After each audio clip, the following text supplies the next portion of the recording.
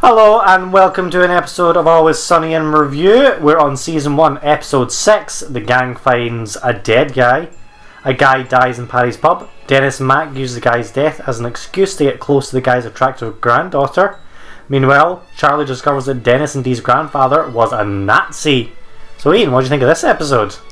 Mate, this episode was a proper return to form. It's like, I couldn't stop laughing. I couldn't agree more. It was so good. Like, after the last episode we watched and spoke about being a bit flat, yeah, it was the pick me up I needed to keep this project going. I agree. I'll tell you what this episode made me realise about the last episode. The last one, we felt like there wasn't a lot going on, and it feels like most of Always Sunny is the kind of group goes off into two sections and you get the two storylines. Yeah. In the previous episode, you only really had one storyline. And the crossover was the robber guy, like Dee's boyfriend, but you only really had that one storyline. I think that's why it felt so thin. Yeah, that's whereas immediately when we watched this one, it felt like there was so much more going on because you had the two storylines that are always interconnecting. And yeah, no, you're very much right. So, like at times there was so much going on, and like the gang had almost split off into three groups at points because Dee was off doing her own thing. And then Dennis was away with a girl, and then the two boys were off. Yeah. It was very clever. I really enjoyed it. Yeah. So I think the previous episode, there wasn't much to do with the character. What do you feel about this one? How did it develop the character this time? I think there's definitely like big steps in seeing people starting to become themselves. Yeah. Charlie's his kind of like childlike, eccentric self, with the fact that he's too afraid to annoy the grandfather, so he just goes along with being Dennis. Like, shows you how easily led he is. You see a lot about Dee's kind of vanity, with the fact that she can't go into the nursing home at first. She runs off to the toilet and she's like washing her face and that, and then the grandfather touches her and she's like violently ill trying to leave the room. Really it shows a lot of like Mac and Dennis's kind of like power struggle between each other, like trying to work out. Yeah, I think it really showed that the dynamic of their friendship, and you can see Dennis starting to become his like vindictive side, and like the side that you would expect, the one-upmanship that they've got. Yeah, and the darker side of Dennis that you would expect towards the end of the seasons. Yeah, but yeah, I thought it was really good. Like, it was starting to show a who's who. I just hope it's not ruined in the next episode. Have to wait and see. Now, at the very beginning, I think this had a really good line right at the start. Oh yeah. That bitch is dead. I think that is a quotable line. Yeah, it's just the way as well he pokes him and he falls over. It's like, oh, that bitch is dead. I feel like it's something we've definitely like come away with. Yeah, I think there was a few things in this one that really kind of stood out. The jokes that really stood out, and it was a nice cold open, and then it cuts to the title card. I always like it when they have like a really like cold opening, like, or like a really like, they're like all like, I don't know how I would describe it. There's like an episode where it's like they say they're not going to do something and the title tells you the exact opposite kind of thing. That's what I was trying to say. Sorry about the stutter. Oh no, I think the one you might be thinking of, I think the best one is the one where Dennis says he really doesn't care about awards, and it hard cuts and the gang desperately tries to win an award. Yeah, this one was a good one as well. So we go from that beginning where they see the dead body, not realising it's a dead body. They poke at it and it's like, oh, he dead. So now we've got their reaction to like what they're going to do about it. Yeah. Obviously they call an ambulance to get the body out of there. But what happens next is, well, do they open the bar? So I wonder what you could say to that. Would that close a bar down, do you think? So this episode, the whole bit of it I thought was really funny. It's incredibly relatable, like, if you've worked in a bar, because like obviously you don't know the fella's dead at first, but like the first thing people do when they like work in a bar, they go in the morning and they find the smallest things to bitch about. Yeah. And it's that line, who closed down last night? Oh, you hear it every day. Like, you'll hear somebody like, and sometimes it'll be big things like a dead body, and then other times it'll be something really trivial. Yeah. But I found that really relatable, and I don't know if you noticed, but I started laughing when they were like, who closed down last night? What else was this? The fight over constantly like who's going to clean up, and it's like, oh well, it's your fault, you have to deal with your own mess. That's like another really like, it's what like my experience of working in a bar is like, if you make a mistake, you're like very like, you have to deal with it, we're not going to help you kind of thing.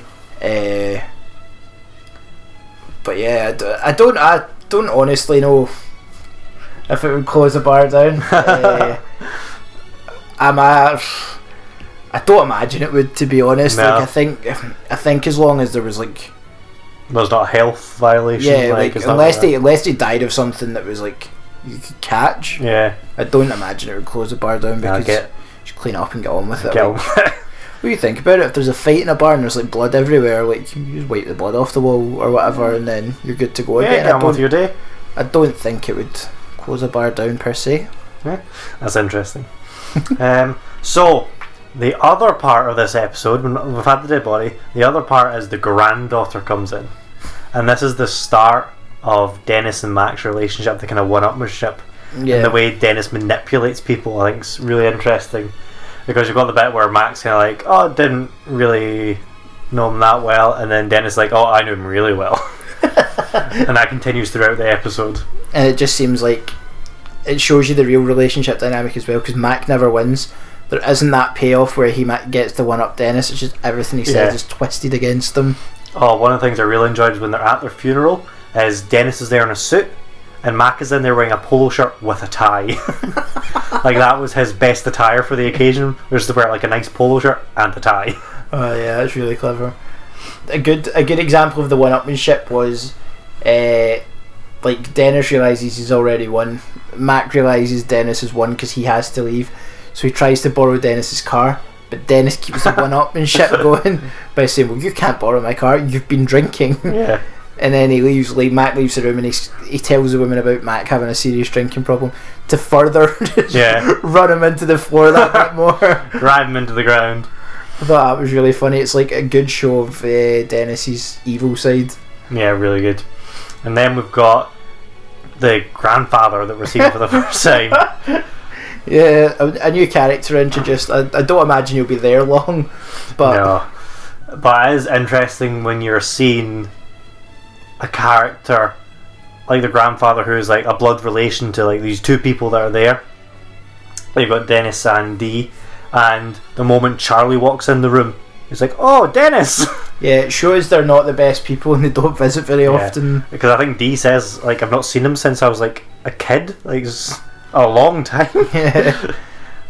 And she doesn't even make it into the room the first time around.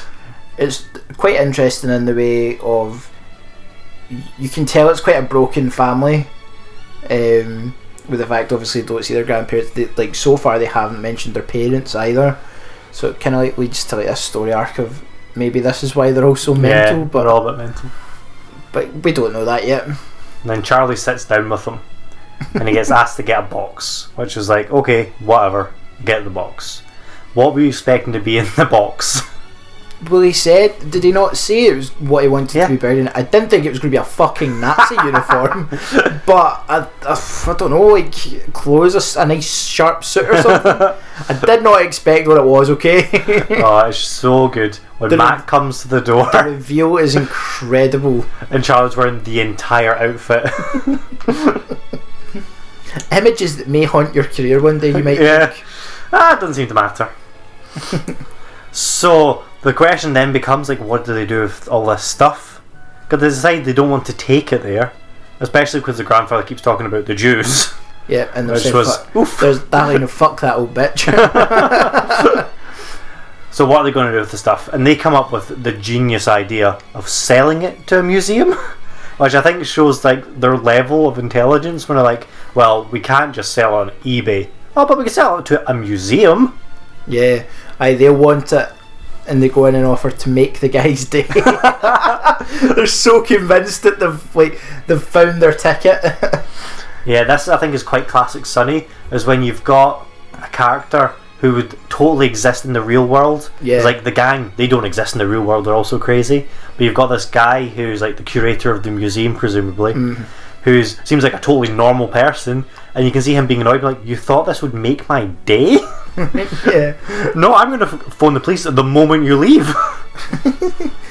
So we go from them like being their typical oblivious to like social etiquette and that. Yeah. Like them being completely oblivious, and then it cuts to them not being able to sell it, so they're out the back trying to burn.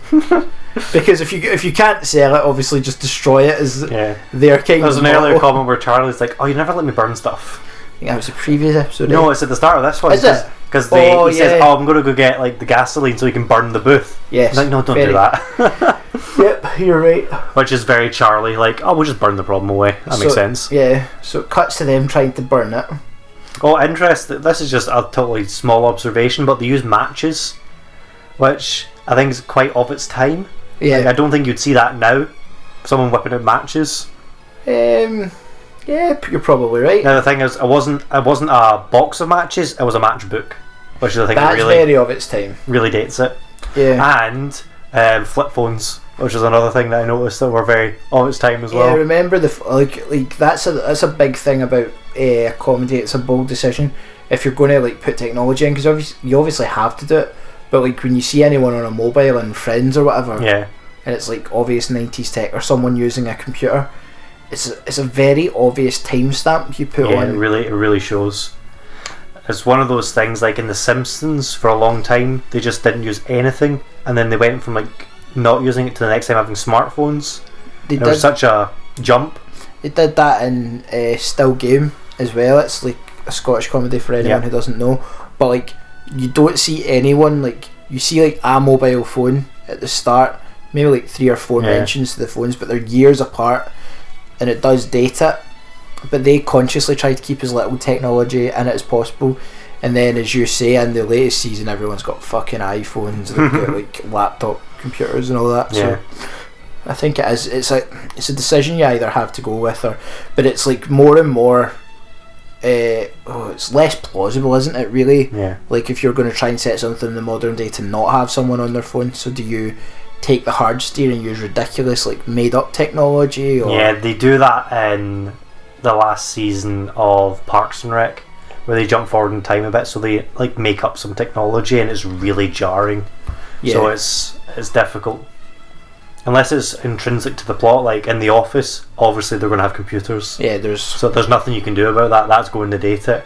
And the same when you see them when they've got phones or like an iPod or something. Like there's an episode that they're doing a kind of Santa swap thing. They're doing Secret Santa. It turns into Yankee Swap. And the big gift that Michael, who runs the office, brings in is like a brand new video iPod, which at the time was incredible and so cool, and the screen on that thing was tiny. Yeah. But really dates the episode. So it was just something that the moment I seen the flip phone, I was like, oh yeah, that's really... Yeah, it shows you its time. And now I would have never thought of the book of matches thing in a million years, but the phone I had noticed. Yeah. It's just funny, those little things.